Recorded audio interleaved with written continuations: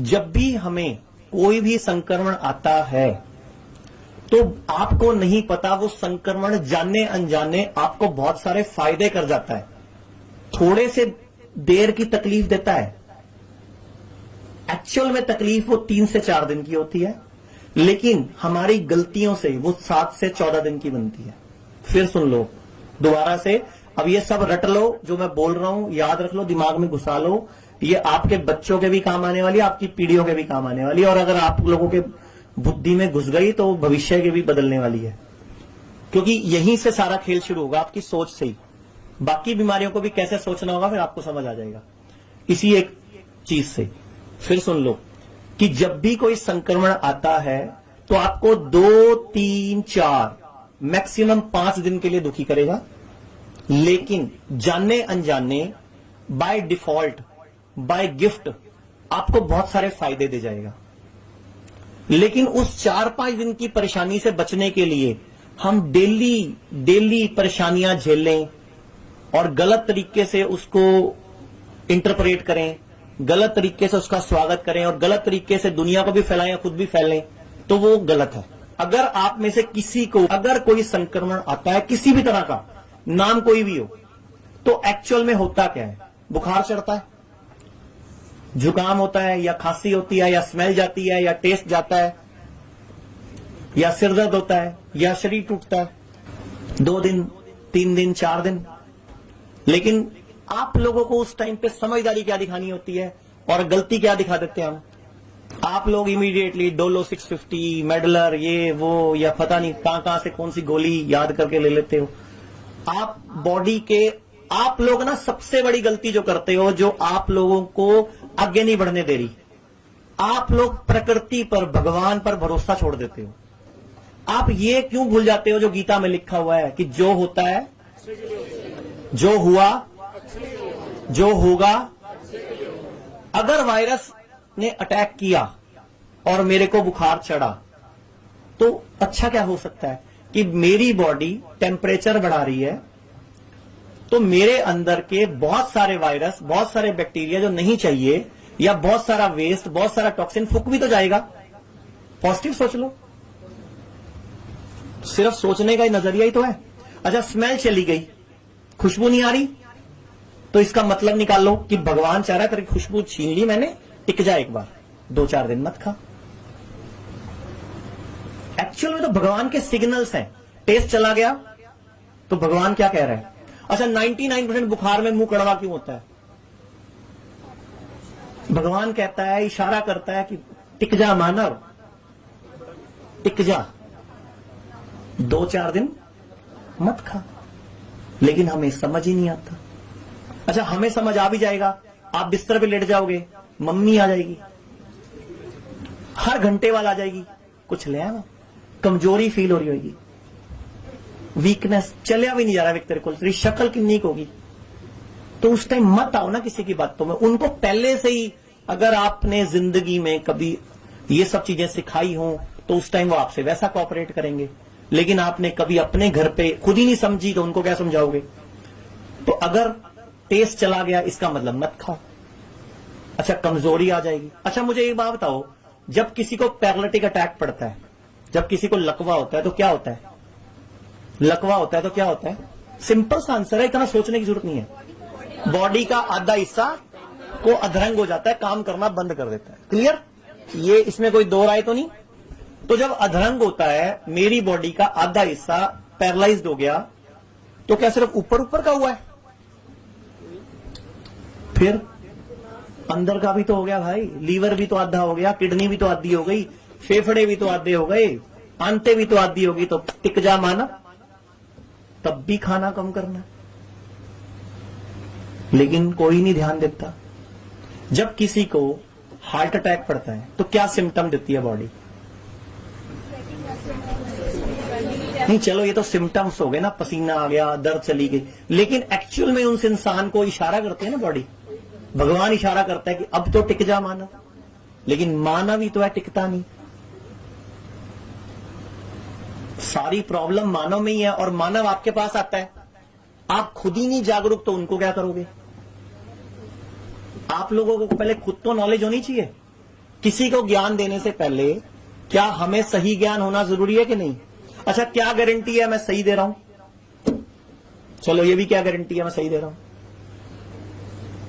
और क्या गारंटी आप सही देते हो?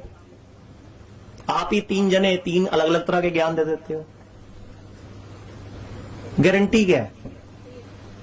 दिमाग लगा के देख लो, पता लग जाएगा कौन सही दे रहा है कौन गलत दे रहा है। भगवान बेवकूफ तो नहीं हो सकता। मैं भगवान पे विश्वास कर सकता हूं, भगवान पे शक नहीं कर सकता कि अगर उसने मेरा टेस्ट लेके गया तो क्यों लेके गया।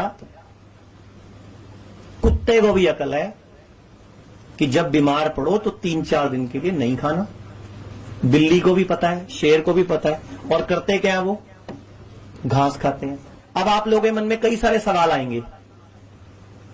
102 डिग्री चला गया तो, 104 डिग्री चला गया तो, 105 हो गया तो, बस तो वही काम खराब कर दिया। सिर पे चढ़ गया तो, बहुत सारे वहम आते हैं आप लोगों के दिमाग।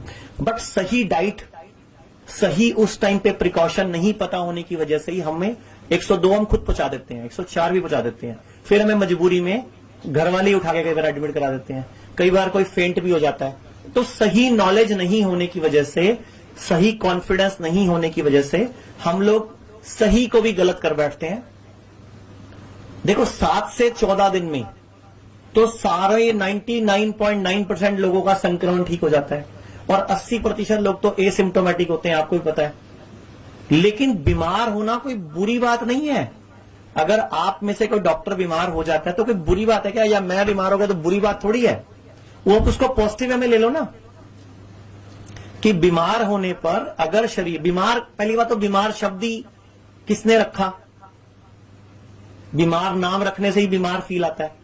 एक्चुअल में क्या है कि अगर आपको कोई भी लक्षण आया तो असूल से एक्चुअल टाइम पीरियड 3 से 5 दिन का है, और गलत डिसीजंस लेते लेते भी 7 से 14 दिन तक हानि पहुंचा देते हो आप। कि कोई भी संक्रमण आए उसको पॉजिटिव वे में लो, कि इस संक्रमण के बहाने से मेरी बॉडी अपने अंदर के कई सारे दोष, कई सारे विकार, कई सारे टॉक्सिन्स भी दूर कर लेगी, तो थैंक यू भगवान।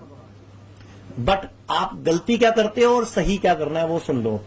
कि अगर 2 डस्टबिन पड़े हो, 2 डस्टबिन पड़े हो बड़े साफ सुथरे नए ब्रांड के, लेकिन एक बिल्कुल खाली और एक में सारा कूड़ा करकट, चाय पत्ती, छिलके, दाल, वेस्ट वो सब पड़ा हो। एक डस्टबिन खाली बिल्कुल साफ सुथरा और एक डस्टबिन फुल ऑफ वेस्ट, तो मक्खी, मच्छर, कॉकरोच, छिपकली कौन से वाले के पास ज्यादा जाएगी? हाँ? जो गंदगी से भरा हुआ है। क्यों? और बैक्टीरिया वायरस किसके पास ज्यादा जाएंगे? भले ही बैक्टीरिया वायरस के चक्कर में, छिपकली के चक्कर में, कॉकरोच के चक्कर में आपको समझ आ जाए कि डब्बा खाली करना है, लेकिन अल्टीमेटली आपका भला करने के लिए आए वो।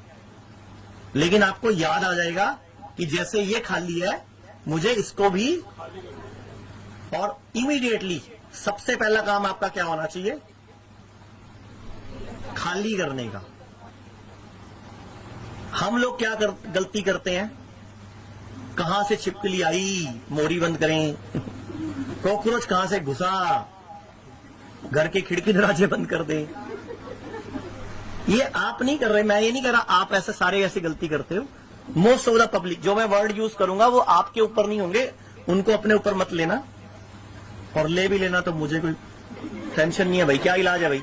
क्योंकि किसी की बुद्धि में तो मैं घुस नहीं सकता कि आप लोग कैसा सोचोगे किसी बात का। मेरा मतलब, क्योंकि सामने वाले की तारीफ कर दो, आप बहुत सुंदर लग रहे हो सकता है वो भैया की नजर से देख ले, लेकिन किसी को बुरा भी लग जाता है आजकल, कि उसके साथ वाले धक्के से कुपित हो जाते हैं कि मुझे क्यों नहीं कहा, इसीलिए मैंने किसी को भी नहीं बोला। वैसे आप में से आज बहुत सारे लोग बहुत सुंदर सुंदर स्मार्ट बन के आए हैं, तो एक बार क्लैपिंग कर दें सबके लिए।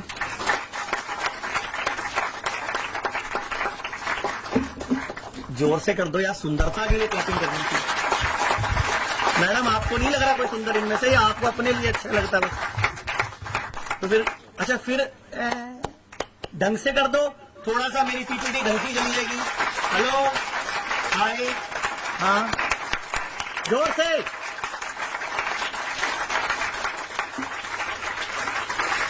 करते रहो ना, एक दो घुट पी लूंगा।